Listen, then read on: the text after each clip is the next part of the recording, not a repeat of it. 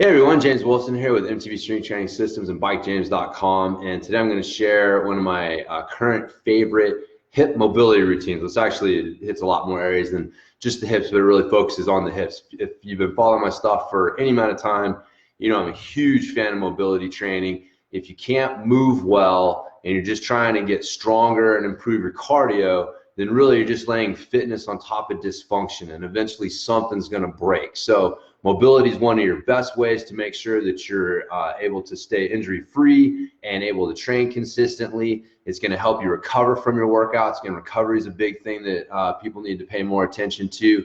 And so using simple, easy routines like this is part of your just kind of fitness habit. Again, if you're a mountain biker, you're a mountain biker 24/7. So every day you should be thinking, what can I do to help me get 1% better than I was yesterday? And so this is something that maybe will help you out. So I'm just going to go through it. This is going to be like a follow along routine, just like I do if I was taking a client through this. And so you can come back and check this out later and follow along.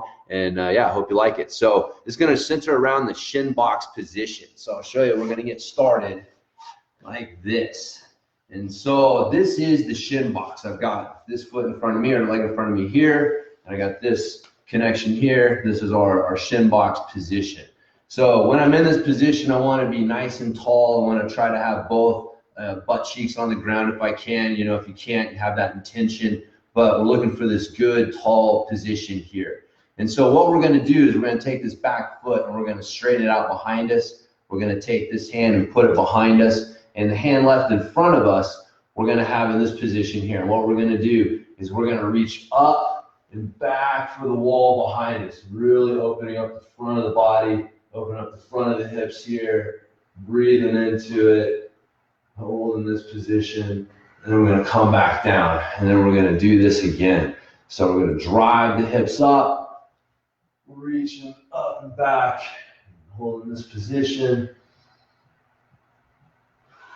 watching the breathing, bringing yourself back down, and then one more time. I'm going to drive to that back hand, bring the hips up, reaching up and back, opening up the front of the body here. Nice deep breath.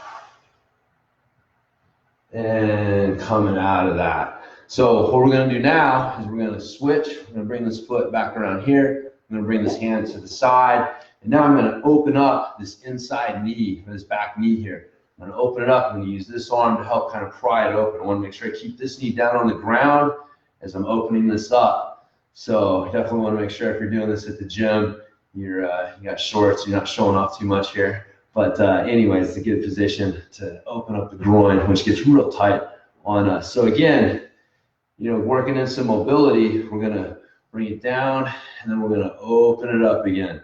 So again, just instead of just holding the position, we want to hold the position, but then we also want to move through it. So I like to move through these positions like 3 to 5 times. All right, again, watching the breathing as we're doing this. Nice.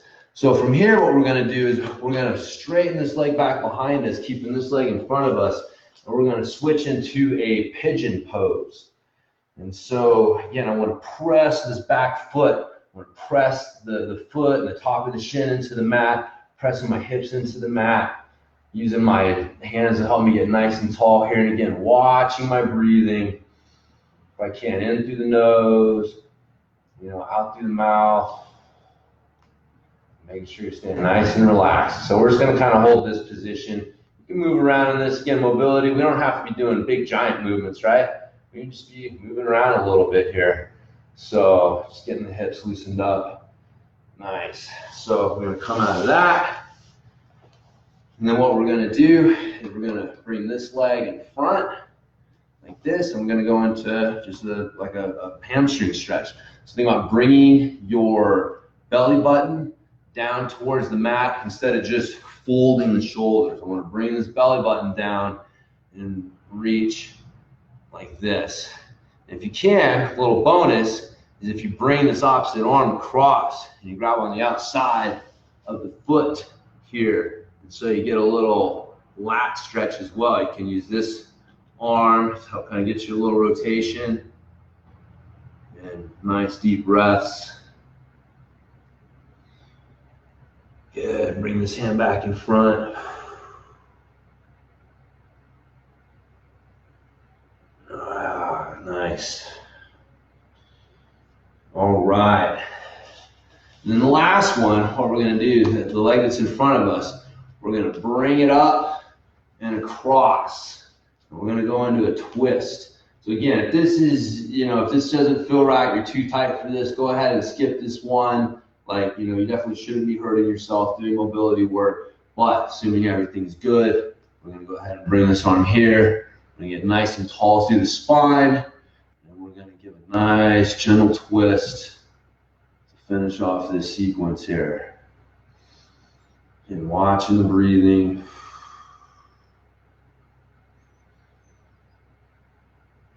Getting a little taller as you're doing it, thinking nice and tall. All right, so we're going to come out of this. So this leg, we're going to bring back around to our Shin Box position. So now we're going to switch. So the way that we're going to switch is we're going to bring both knees in front of us, and then we're going to drop them to the other side. Okay, so now we're doing this on the other side. And so again, first one, we're going to point the toe back behind us. The hand comes back, this hand's in front, and we're going to reach up, back from the ceiling behind us. So we're pushing the hips through, driving that hand into the mat. All right, coming down, we're going to do this a couple more times. Driving through the hand, reaching up and back. Nice deep breaths. And one more time, driving the hips up, reaching back.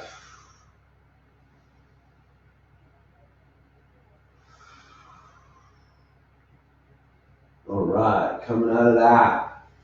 So we're going to straighten this leg or the foot, bring it back around. This hand comes to the side. We're going to open up. Keep that knee pressed into the mat as we're opening up. And bring it back down. Open up. Then we're going to bring it back down. One more time. Opening up. And back down. Okay, transitioning into our pigeon. So this leg straightens out behind us. Bring the hands in front of us. In this position here, I want to be pushing the top of the foot, the top of the shin, the front of the shin into the mat. Helps me drive the hips into the mat. Using my hands to stay nice and tall. So we get a good stretch through the glute outside of the hip there. Probably if you're tight, you're going to be feeling a stretch on the front of the hip flexor there as well, which is just fine. You're going to feel it where you're tightest, which may be your whole body. All right. So now we're going to come out of this. You'll sit back down on your hip. You're going to bring this leg back in front. So now we're going to go into the hamstring stretch. So this comes in front, and we're going to just reach forward. Again, remember, lead with the belly button, not with the chest. And again, bonus points if you can bring this arm, grab the outside, get a good little lat stretch on there. You can use this hand to give you a little bit of a twist as well.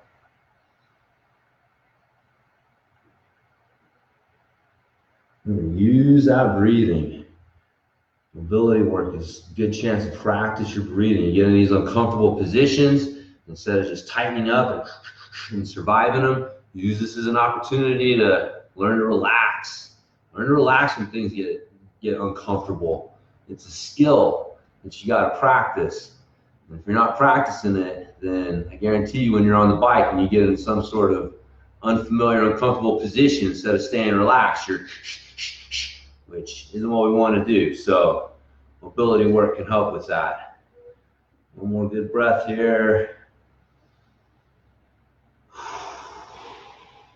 All right. So I'm going to finish off with our twist. Again, remember, if you have trouble with this or it doesn't feel right, just skip this part. Let the leg in front is going to go ahead and come all the way around. I'm going to get in this position here. Bring the elbow around the knee. And again, thinking nice and tall through the spine. Nice and tall. Like this should be coming through the upper back and the T-spine. We're really not twisting a whole lot through the low back. A lot of this is through the hips and the thoracic spine if you're doing it properly. So if you're feeling a lot of strain in the lower back, then, you know, breathe deep. Breathe deep, my friend. Come out of the stretch a little bit.